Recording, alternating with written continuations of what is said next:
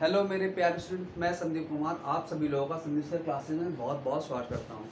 प्यारे बच्चों, आशा करता हूँ आप सब लोग बहुत अच्छे होंगे और घर पे सुरक्षित होंगे और आपकी पढ़ाई बहुत अच्छे से चल रही होगी। जैसा कि मैंने आपसे प्रॉमिस करा था कि एक छोटे छोटे टॉपिक्स में मैं वीडियो बनाऊँगा। आज का टॉपिक रहने वाला है हमारा टैक्स के बारे में थोड़ा सा जानकारी हासिल करना। देखो बच्चों, जो टैक्स होता है वो होता क्या है, ये कंपलसरी पेमेंट होता है। क्या होता है? कंपलसरी पेमेंट, जो कि आपको देना ही देना है। अगर कोई व्यक्ति टैक्स नहीं भरता तो उस पर क्या लगता है भाई, एज पर कानून के अकॉर्डिंग उस पर स्ट्रिक्ट एक्शन लिया जाता है। ठीक, अब पॉइंट समझो सर। टैक्स जो होता है भारत में दो पार्ट में हम पढ़ सकते हैं। टैक्स दो तरीके का होता है, एक होता है डायरेक्ट टैक्स और एक होता है इनडायरेक्ट टैक्स। इनडायरेक्ट टैक्स याद रखना, डायरेक्ट टैक्स वो टैक्स होता है जिसका बर्डन आप किसी दूसरे व्यक्ति पे शिफ्ट नहीं कर सकते हैं।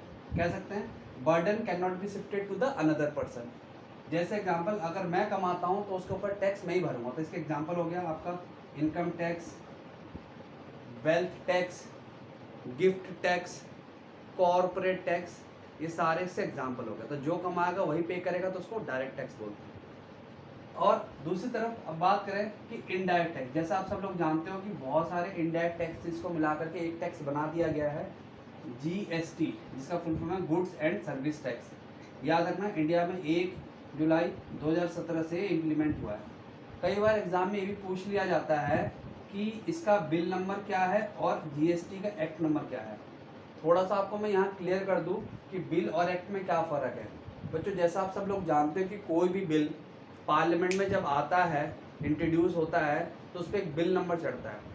तो ज़रूरी नहीं है कि जो भी बिल पास हो जाए वो एक्ट में तब्दील हो जाए। एक्ट तभी बनता है जब उस पर प्रेसिडेंट जी साइन कर देते हैं। तो कई बार क्या होता है कि भाई दोनों हाउस से पास तो हो गया लेकिन वो एक्ट में नहीं बना क्योंकि प्रेसिडेंट ने उस पर साइन नहीं दिया, सहमति नहीं करी। तो याद रखना, अगर जीएसटी का बिल नंबर पूछता है तो याद रखना 122 नंबर है बिल, और अगर एक्ट नंबर पूछता है तो 101 है। हमेशा ध्यान रखना है, कभी सेम नहीं हो सकता, कभी सेम नहीं हो सकता।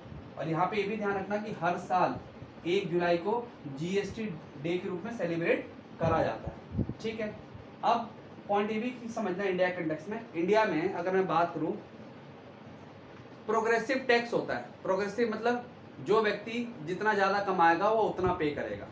जो व्यक्ति जितना ज़्यादा कमाएगा उतना पे करेगा, उसको बोलते हैं प्रोग्रेसिव टैक्स। रिग्रेसिव का मतलब हो गया भाई, चाहे अमीर हो चाहे वो गरीब हो, सब पे बर्डन बराबर पड़ता है। तो ऐसे कह सकते हो इनडायरेक्ट टैक्स वो टैक्स होता है जिसका बर्डन हम दूसरों पे शिफ्ट कर सकते हैं। ठीक है, और तो आशा करता हूँ ये चीज़ आपको अच्छे से क्लियर हुई होगी। ठीक है, तो इससे इसी तरीके से छोटी छोटी वीडियो में अपलोड करता रहूँगा और ये किसी भी अपकमिंग एग्जाम में पूछा जा सकता है आपसे। ठीक है, thank you for watching this video. और हाँ, इस चैनल पे अगर कोई नए हैं तो कृपया करके चैनल को सब्सक्राइब करना ना भूलें और अपना कमेंट बॉक्स में कमेंट करके बताएं कि आपको नेक्स्ट वीडियो किस टॉपिक पे चाहिए। Thank you for watching this video. Have a nice day, take care.